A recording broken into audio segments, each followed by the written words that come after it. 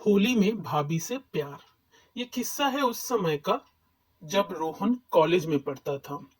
उस समय रोहन का एक दोस्त था जिसका नाम समय था और उसकी पत्नी का नाम करीना था। दोनों दोस्त एक दूसरे के घर आते जाते रहते थे। इस बहाने रोहन का करीना से मिलना जुलना हो जाता था। रोहन को भी पता था कि करीना रोहन को मन ही मन चाहती है।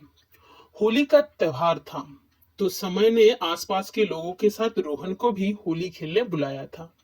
रोहन भी गया और जाकर देखा सभी लोग आए हैं और उसका ही इंतजार हो रहा था। उसे देखते ही समय की पत्नी करीना रोहन के पास गई। उसे देख रोहन का दिल जोर जोर से धड़कने लगा। करीना भी बेकरार लग रही थी। ऐसा लग रहा था जैसे करीना का दिल भी बाहर आने को बेताब है। सभी लोगों ने जमकर होली खेला और शैंपेन पिया, लेकिन रोहन अपने लिमिट से बाहर नहीं हुआ। समय को तो इतना सभी लोगों ने पिलाया कि उसे होश ही नहीं रहा।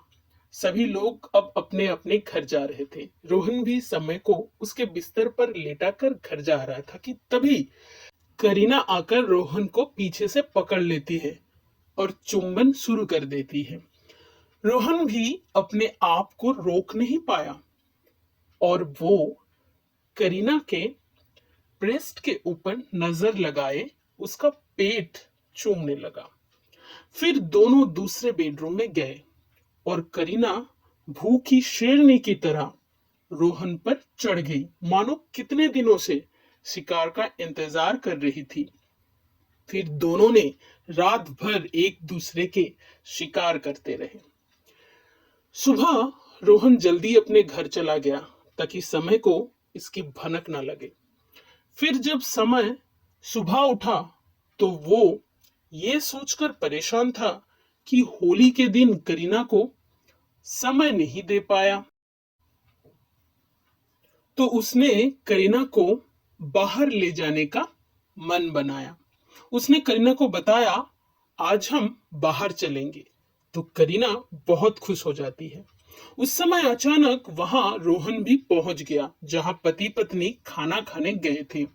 वो उन दोनों से मिला, फिर इधर उधर की बातें हुई और खाना खाकर सब घर आ गए।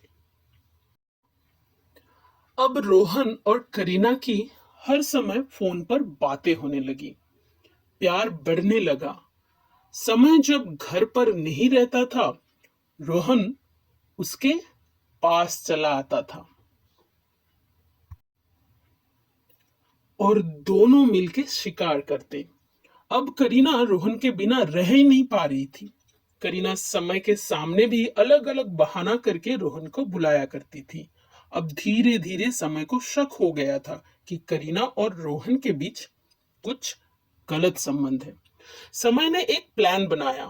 सुबह वो ऑफिस चला गया और करीना रोहन को मैसेज करके बुला ली।